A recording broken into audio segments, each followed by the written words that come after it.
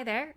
Lindsey Sparks here with the next episode of Read by the Author. Today, we continue Echo in Time, the first book in the Echo Trilogy, read by the author, which is me, Lindsey Sparks. And now, let's return to the story. Are you sure you... Let's just go already, Mom, I interrupted. I knew I was being a brat in the worst way. My mom felt awful for lying to me about my parentage for 24 years, and I was taking out my inner turmoil on her. But she'd lied to me. So had my dad, and it wasn't just a little, I broke your favorite vase and told you it was the cat lie. Oh no. It was a whopper of a lie, requiring me to do a complete identity overhaul. I couldn't just pretend that everything was hunky-dory. I'd never been a good liar. Searching for a safe place in my mind, I focused on the beads of rain clinging to the passenger side window of my mom's dark red sedan. As the car picked up speed, the droplets seemed reluctant to stream across the glass, moving in a stuttering rhythm. Part of me worried about leaving Thora alone so abruptly, but I knew Annie would take good care of her. I'd sent her a text in the wee hours of the morning asking her to cat-sit for the next 3 weeks, and she'd agreed immediately. She hadn't asked a single question. Annie had the kind heart of a saint, and I loved her for it. As I felt myself falling asleep, a small sense of relief washed over me. Haven't you ever wondered why you don't really look like your dad? My mom asked, her voice echoing all around me. I was standing in front of a wood-framed mirror hung at eye level on a seemingly endless wall. A picture of my dad's face was pinned to the mirror's frame. I examined his features closely, and then did the same with my own, attempting to reconcile their many differences. Maybe his lips, I thought. Those could look a little like mine. But after cross-referencing the reflection of my own narrow, rosy mouth with his, I realized they weren't a match. Horrified, I stared at the photo of my dad, watching his mouth disappear completely. When I tried to scream, there was only silence. I looked into the mirror and with gut-wrenching terror realized that my own mouth had vanished as well. My ears were next, as were my dad's in his picture, and then my long, dark brown hair. I brought my hands up to my face, attempting to hold the remaining features in place. As my nose vanished, so did my ability to breathe. I panicked, trying to suck air through a smooth expanse of unbroken skin. I watched my frantic brown eyes until the lack of oxygen caused dark spots to wash over my vision. I glanced one last time at the picture of my dad before my world faded to black. All I could think was, I am nothing. I woke with my head resting against the chilly car window. Involuntarily, I brought my hand up to feel my face. Everything was right where it belonged, including the salty tears streaming down my cheeks. Glancing out the window, I realized the rain had turned to light snow and we were nearing my hometown. Yakima, the central Washington city where I had grown up, was really quite demonstrative in terms of the stereotypical seasons. There are 4 distinct times of the year: sweat-inducing summers, reddish-gold falls, snowy winters, and flowery springs. I was always amazed by the way the fruit trees in the countless orchards accentuated the seasons. Nothing screamed winter like bare branches sheathed in ice, or heralded spring like apple and cherry blossoms.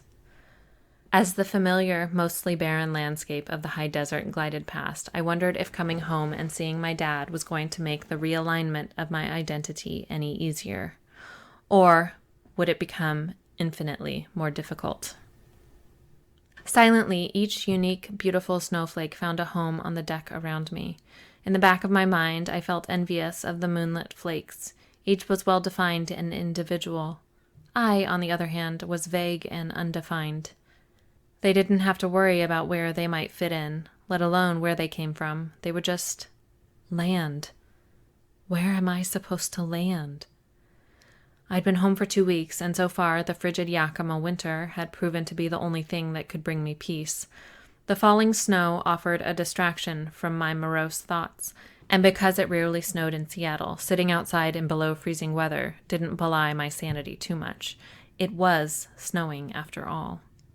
At a knock on the sliding glass door, I jumped. I heard it open partially. "Lex?" It was my mom. "Yeah?" "Kara's on the phone, sweetie. She said she tried your cell, but it went straight to voicemail. She sounds really worried. You should talk to her. My mom had always been a master guilt tripper. I took a deep breath, closed my eyes, and surrendered.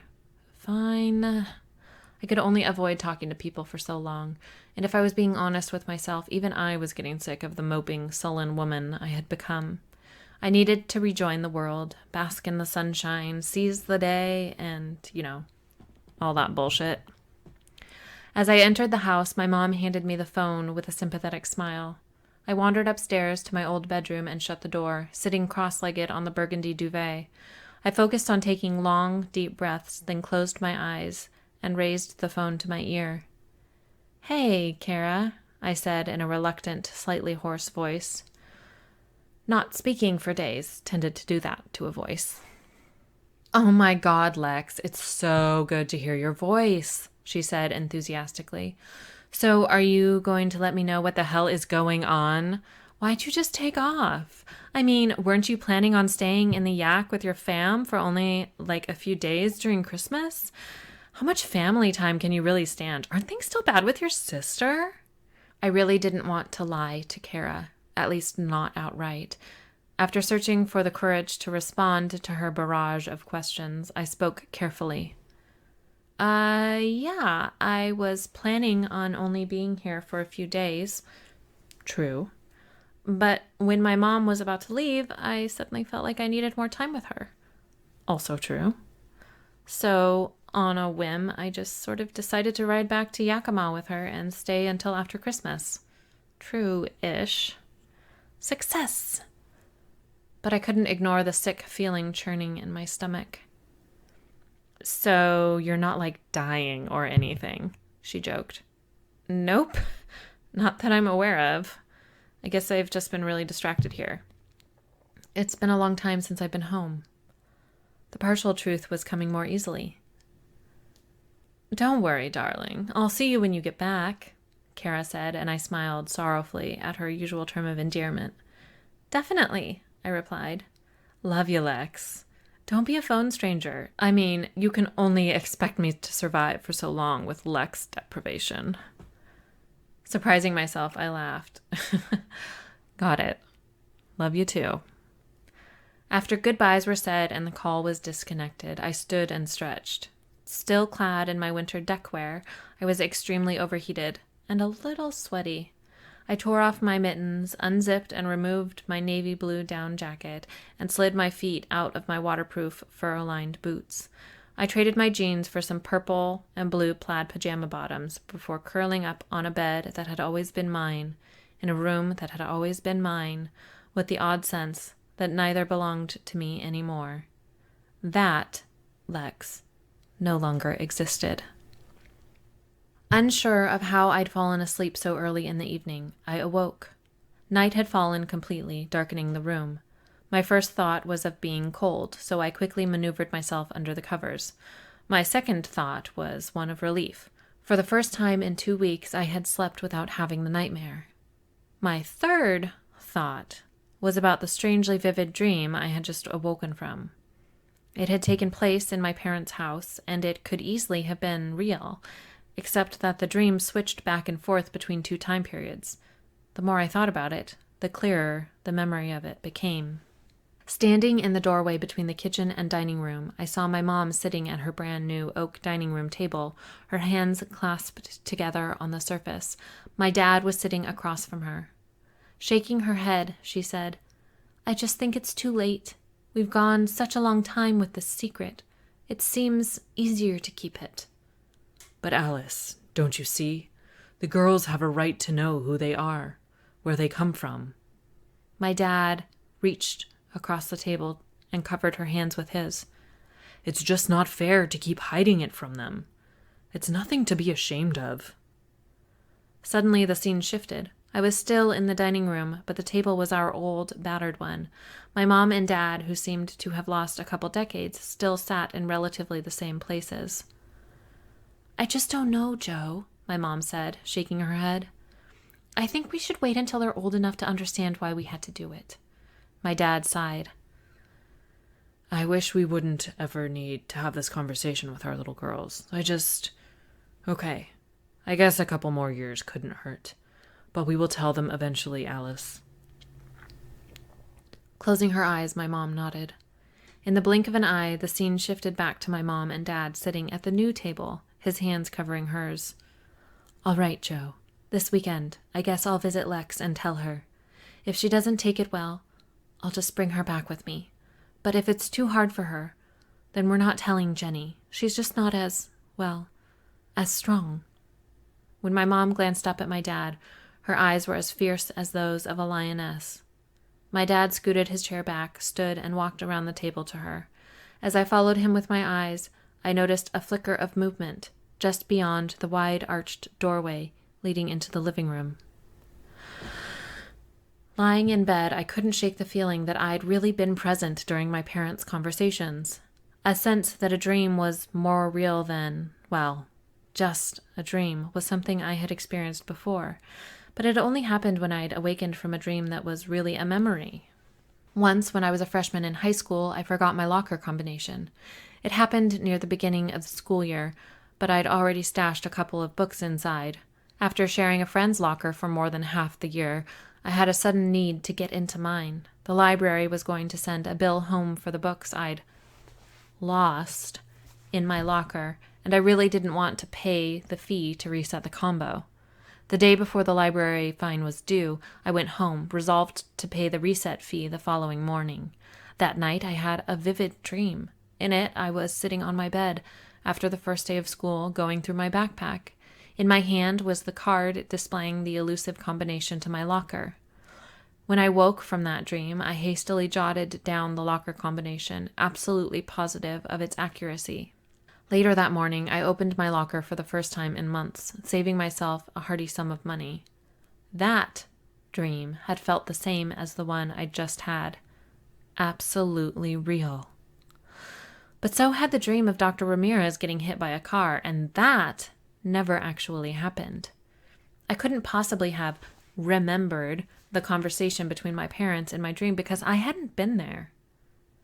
It's nothing, I told myself. I'm just being obsessive. For the second time in 2 weeks, I laughed out loud. If I mentioned anything about my crazy dreams to my mom, all of her worried looks and concern over my mental stability would quickly give way to a leather couch in a psychiatrist's office. No, thank you. Regardless, I couldn't ask my mom or dad if they'd had any conversations like the ones in my dream. For their sake. I was pretty sure I'd been making the past few weeks fairly hellish on them, and I wasn't about to make it worse. I eventually chalked up the dream to my overactive obsession with understanding who I was, where I came from, who my father was. Gradually, like a dimmer switch lighting up my thoughts, I knew where I could get more information. From Grandma Sue's. My indecisive mom discussed nearly everything with her mother.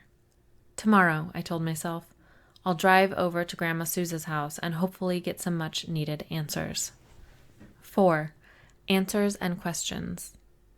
When I cracked my eyes open, the glowing green numbers on the clock on the nightstand read 7:43. For the first time since I'd been home, my cheeks and pillow were dry of tears, and even with the odd dream earlier in the night, it had been the best night of sleep I'd had in weeks. Groaning, I stretched languorously and tossed the covers to the foot of the bed. I pulled on a sweatshirt and some socks, arranged my hair in a loose ponytail, and padded downstairs to the kitchen. The coffee maker was my first stop. My delightfully over-prepared mom had already loaded the filter with fresh grounds and the machine with water, so I just had to push the start button and wait. My favorite mug, covered in cheesy, cartoony Egyptian images, was already set out on the counter beside 2 other, far more grown-up mugs. Author's note. I really need that mug. If anybody finds it in the real world, let me know. Catching my reflection in the window above the sink, I raised my eyebrows. I'd been smiling for no apparent reason. Maybe I really am still me, I thought with wonder. To distract myself from too much pre-coffee psychological analysis, I decided to make a big fancy breakfast for my parents. I still had about a half hour before they came downstairs for their oddly rigid morning routine. Plenty of time to make a Christmas Eve breakfast feast. After filling my mug with coffee, a splash of milk, and a spoon of sugar, I gathered some necessary ingredients on the counter. I was going to whip up a scrumptious batch of French toast. As I cooked, the sound of footsteps on the stairs forewarned me of my mom's arrival. I turned from the stove to see her watching me from the doorway, smiling. "Smells great, Lex," she said cautiously. "What brought this on?" Translation: Why are you acting normal? "Oh, I don't know. Consider it a thanks for putting up with me breakfast," I replied, returning my attention to the bacon popping and crackling in a large frying pan. I think it's funny that I wrote that she's cooking in a frying pan because I never cook bacon in a frying pan. I always cook bacon on a cookie sheet in the oven, 400 degrees, 15 minutes, and then I add time after that. Just FYI. It's so much less messy, and it's perfect. Just as my dad entered the kitchen, I set a platter of food on the table. Joe Larson was a big man, a little over 6 feet tall, and thicker around the middle than was probably healthy. His face had gained wrinkles and a certain middle-aged plumpness, but his crinkled eyes and easy smile still bespoke his gentle, friendly nature. His light brown hair was damp from his morning shower, and his face was freshly shaven. I smiled, thinking his morning routine hadn't changed over the years. Although he'd probably been attempting something resembling stealth, I caught the questioning look he aimed at my mom, as well as her answering grin. By the time I sat down across from him, my dad's expression had changed to a self-satisfied smile that glowed with a silent, "I told you so." I refused to focus on the fact that, in my dream, he'd expressed confidence in my ability to handle the information about my paternity. "It's not real." The thought was closely followed by another. "I need to talk to Grandma." "Mom?" I asked, drizzling syrup over my French toast. She was chewing, so she only looked at me and mumbled, "Well, I know how you have a lot of cooking and whatnot to do today, so I was thinking I might do something to make it a little easier for you," I said, my eyes wide in an attempt to look innocent. "You want to help me cook?" Forcing a smile, I replied, I'd love to when I get back. I was actually thinking I could go pick up Grandma for you. That way you guys won't have to leave at all. You won't have to drive in the snow." My mom frowned slightly. "I don't know, Lex. You aren't on the insurance for our cars anymore. What if..." Seeing my eager expression falter, my dad stepped in on a fatherly rescue mission. "Come on, Alice," he said. "It's not really that far. And Lex hasn't seen Grandma Suze in a while. Let her go. I'll help you cook while she's gone, if you want." I gave my dad a huge, grateful grin before glancing at my mom, eyebrows raised in hope. She blew out a breath. "Okay, but you have to promise to be careful." "Of course, Mom." Attempting to not appear in too much of a hurry, I excitedly told my dad everything I knew about the excavation, which wasn't very much, and the supervisory role I would be playing. My mom had already heard it all back in Seattle, but she didn't seem to mind. Eventually, I finished my breakfast and offered to help with the dishes. After all, I'd created most of them. "Don't worry about it," my dad told me. "Why don't you just go get ready and then head over to Grandma Suze's?" Surprised, but not wanting to waste my escape route, I rushed out of the kitchen to prepare for the day. I got ready in record time. Sitting in my mom's parked ruby red sedan. What is with me and the colors? Oh my god. Past self, stop it. Sitting in my mom's parked sedan, I stared out the windshield at my grandma's home. A true product of its time, the house was all bricks, winter-barren ivy, white trim, and huge windows, with a large arched porch that led to the front door. Its street was filled with other brick Tudors that looked just like it, and yet were completely different at it from the same time. All remnants of the early 1900s. Okay, I'm going to read that sentence again. I had a weird pause in there. I know. It's actually from this part of, okay, so that's me responding to a comment, wanting Grandma Suze's house. Yeah, so there's a part of, okay, it's been a really long time since I've been to Yakima. I lived there for a couple years. That was when I was teaching.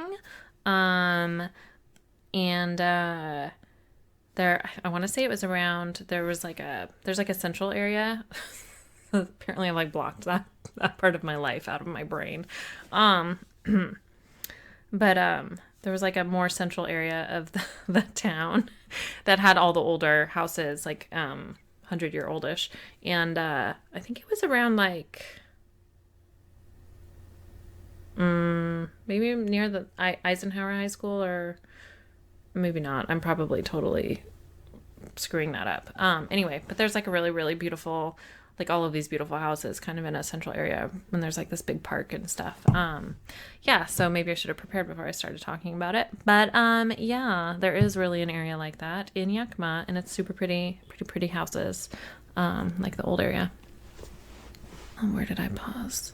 Okay. Its street was filled with other brick Tudors that looked just like it and yet were completely different at the same time, all remnants of the early 1900s. After a few contemplative moments, oh, shnikes. After a few contemplative? After a few contemplative moments. I have no idea, honestly, how to say that word. After a few contemplative moments, I abandoned the warmth of the car and crunched across the de-iced driveway and pathway that spanned the front yard. I walked through Grandma Susan's unlocked front door, shut it loudly to let her know someone was there, and hung my coat and mittens on the antique coat rack set off to one side in the narrow entryway. Okay, sorry, I know this is like 8,000 author notes that I'm just spewing out here in this part, but so this is kind of funny. So, unlike the exterior of Grandma Susan's house, the interior of Grandma Susan's house is actually, in my head, completely laid out like my actual grandma's house, which was in Burien, nowhere near Yakima, and was like a mid-century house. It was really cool. I mean, it was really old. It was mid-century and like hadn't been updated since it was built. So there was that element. But it was like one of those houses that would have been a dream to renovate. And just like with the huge windows and like I don't know if anybody else's grandparents had this, but like the like really, really, really big fireplace mantle like wall area that was like faux stone, and then had the like bronze kind of like birds, like the seagulls or geese or whatever they are, like kind of like stamped into the stone or attached. Anyway, that was my grandma's house. That's what the inside of Grandma Susan's house is based on.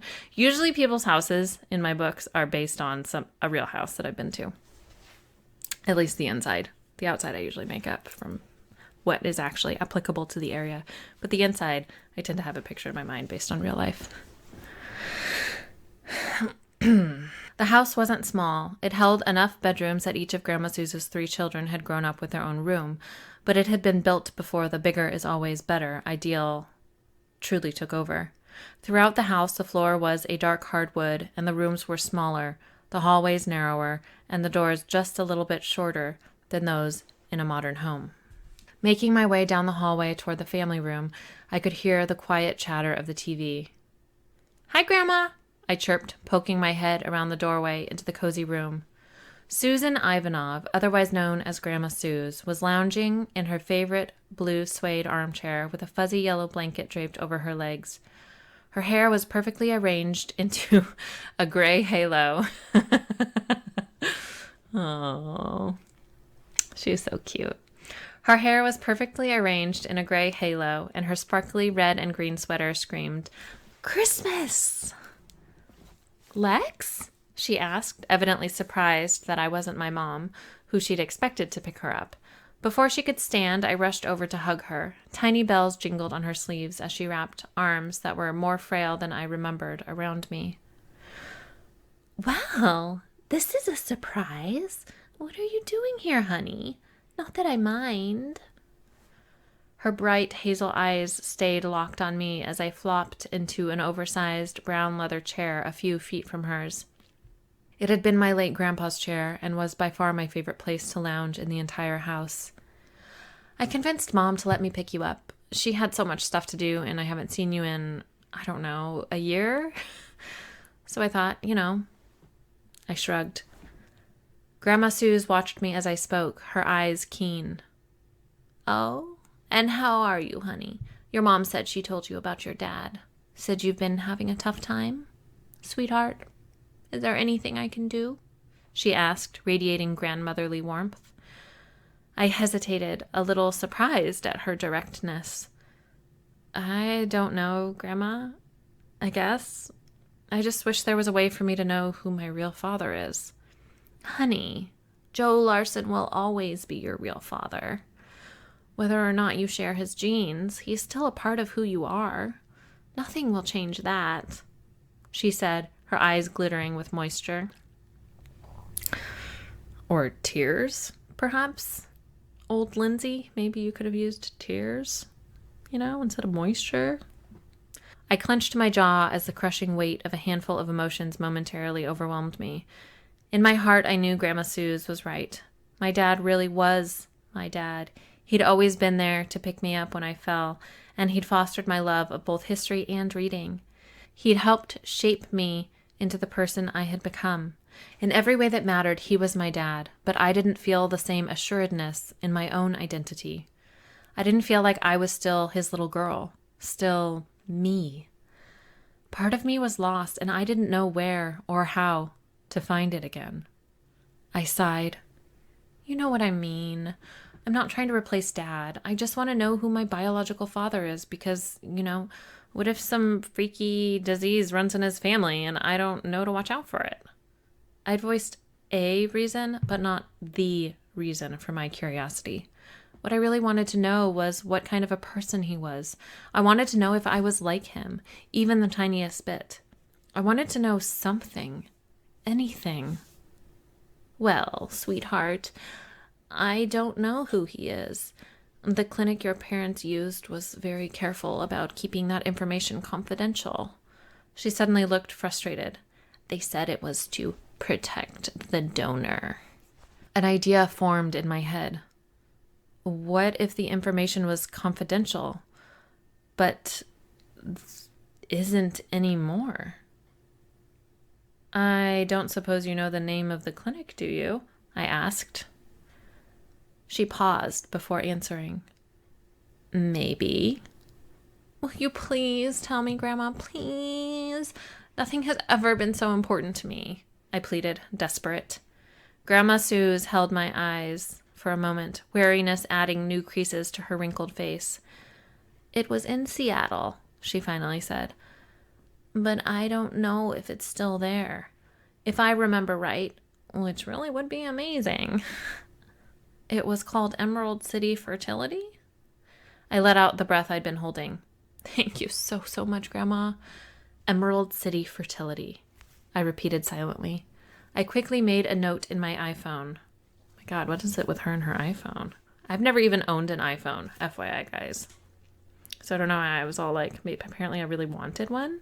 I don't know. I've always been an Android person, so I don't know. I quickly made a note in my iPhone. With my history of random acts of forgetfulness, not writing it down somewhere was far too risky. Do your parents know you're looking into this? Grandma Suze asked, her eyes sharp behind her thick, rosy-rimmed glasses. The question took me by surprise. In my haste to dig up answers, I hadn't considered the possibility that Grandma Suze might tell my parents about my sleuthing. I bit my bottom lip as my stomach grumbled. I didn't think so, Grandma Suze said with a frown. Well, maybe it's best if we just keep this between you, me, and the lamppost for now, dear. She rose and shuffled across the several feet separating us to pat my knee, then said, Let me go finish getting my things together, and we can be on our way. I'll be quick as a bunny. Take your time, Grandma, I said, grateful she would keep my inquisitive secret, at least for a little while. Suddenly exhausted, I rested my head against the back of the cushy leather chair. Years ago, when Grandma Suze's mobility had dwindled to the point that going up and down the stairs was akin to playing Russian roulette, my mom and I had moved her into the single downstairs bedroom. Currently, I could hear my grandma's soft voice as she puttered around in her room, but I couldn't keep my eyes open long enough to register her words. My grandma was sitting on the left arm of the same chair where I had fallen asleep. She looked younger than I had ever seen her. A very handsome man sat in the chair, his hand resting on Grandma Sue's lower back. With his dirty blonde hair and strong, chiseled features, he was easily recognizable from photographs. My grandpa. On the couch opposite my grandparents sat my mom and dad, holding hands. Judging by my mom's hairstyle, I figured she was around 25 years old, before she had kids. Before she had me. From my position in the doorway between the family room and the hallway to the front door, I observed their conversation, watching, listening. Everything about the room was wrong. Where are all the knickknacks? And the pictures on the walls didn't belong in my grandma's house. They were supposed to be at my parents' house. In fact, the painting hanging on the wall above my grandparents' heads of a dusky, sunlit forest was currently in my old bedroom. Ha! I forgot that was in there. Author note, obviously. That painting is a painting that my parents have. Was never in my bedroom, but it is I just love it. It's so pretty. It's like the most peaceful place. I want to go like wander those woods and just like bask in the sunlight. An unfamiliar male voice interrupted my confused examination of the room. Strong and clear, it was faintly accented with Italian. It belonged to my grandpa. Oh, swizzle sticks. This is going to be hard. All right. How do I do an Italian accent without sounding like, Mario? It belonged to my grandpa. I asked around. What is that, like a vampire? Transylvania? Okay. Mamma mia. I apologize if anybody listens to this and is offended. I'm just gonna go for it. I asked around. Jesus Christ.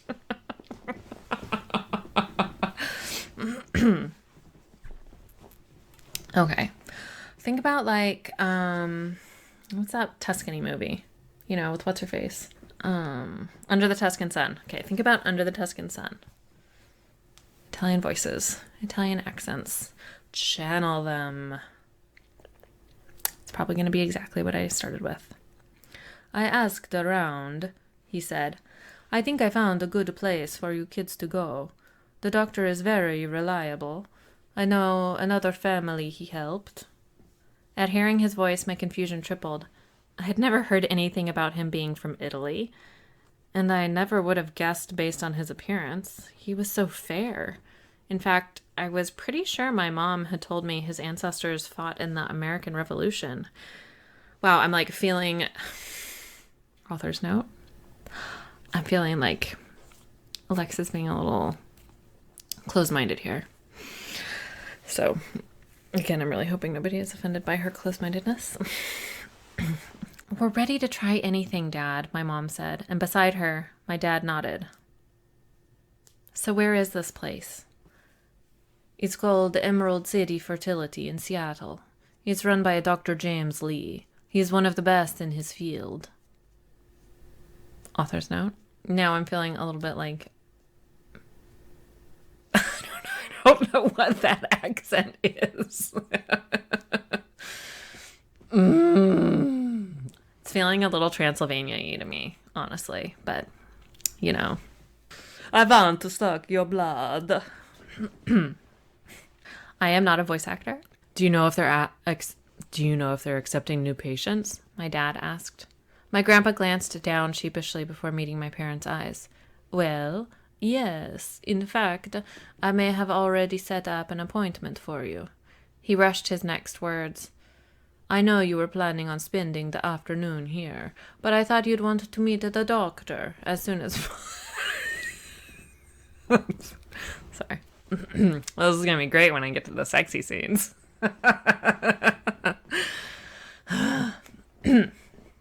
I know you were planning on spending the afternoon here, but I thought you'd want to meet the doctor as soon as possible. They're expecting you in about 4 hours, so... Oh, thanks, my mom said, giggling nervously. I guess we should hit the road? My parents quickly said their goodbyes and departed, slamming the front door in their excitement. After they were gone, Grandma Suze twisted on the arm of the chair to gaze down at my grandpa.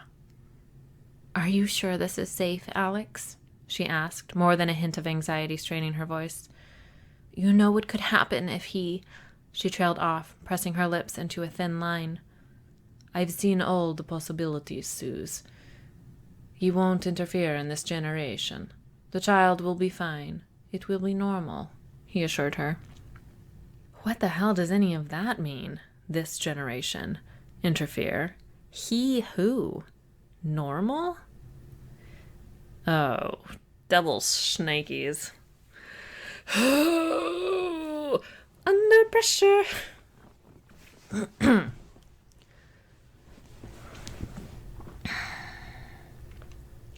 He's right, Susan, a man said from the living room's other doorway, the one leading to the dining room. We've kept the two lines separated for more than 4,000 years. Nothing he's tried has worked so far, and that's not going to change in the next 25 years. The prophecy will be invalidated. The prophecy will be invalidated, and all will be right. My confusion increased with every additional word. What does he mean by prophecy? And there's that he again. I abruptly realized there was something familiar about the hidden man's voice. Slowly, I crossed the room toward him, but something stopped me. Someone. Long, golden-brown fingers were gripping my shoulder. I turned my head and started to raise my eyes. I woke to Grandma Sue's shaking me by the shoulder. With a rush, realization dawned on me. The dream I'd just had felt the same as the one the previous night, and the one with Dr. Ramirez. It felt too real, too much like a memory. Oh my God, I'm losing it, I thought.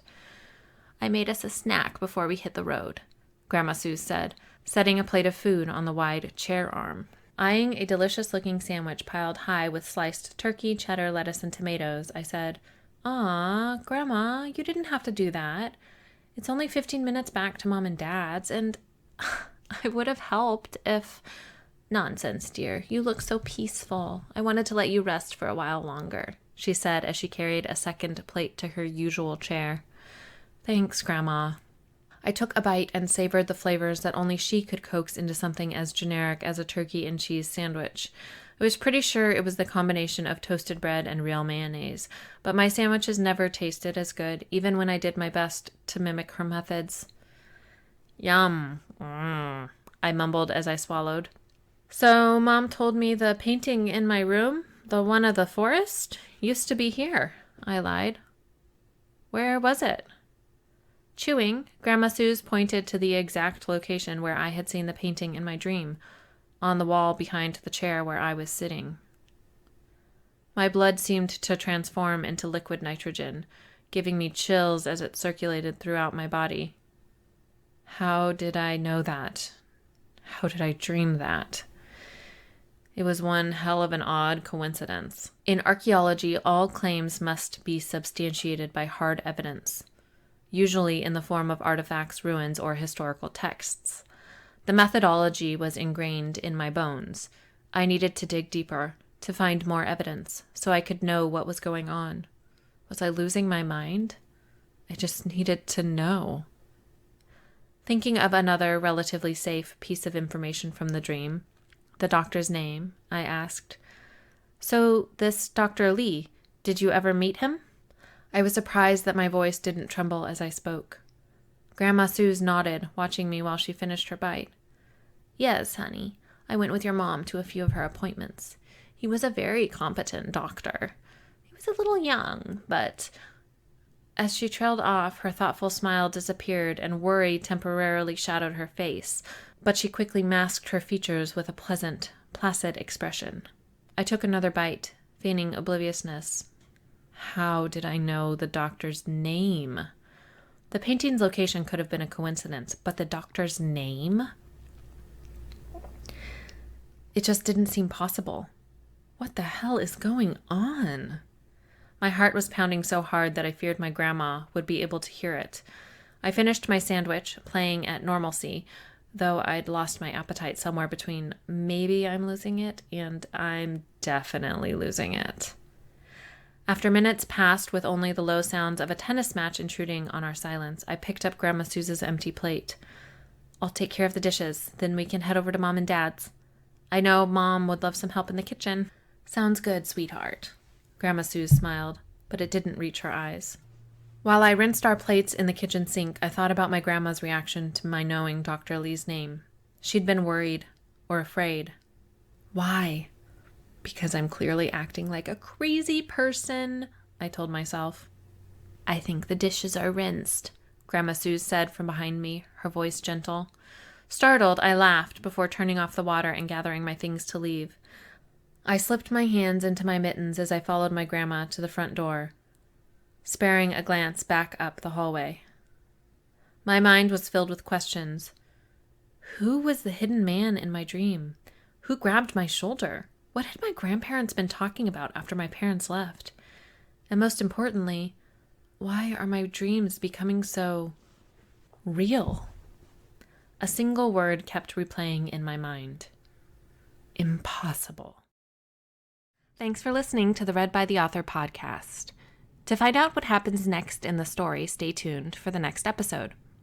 You can also find Echo in Time, as well as the rest of the Echo Trilogy, in ebook, paperback, and professionally narrated audiobook format through all major book retailers, and libraries too.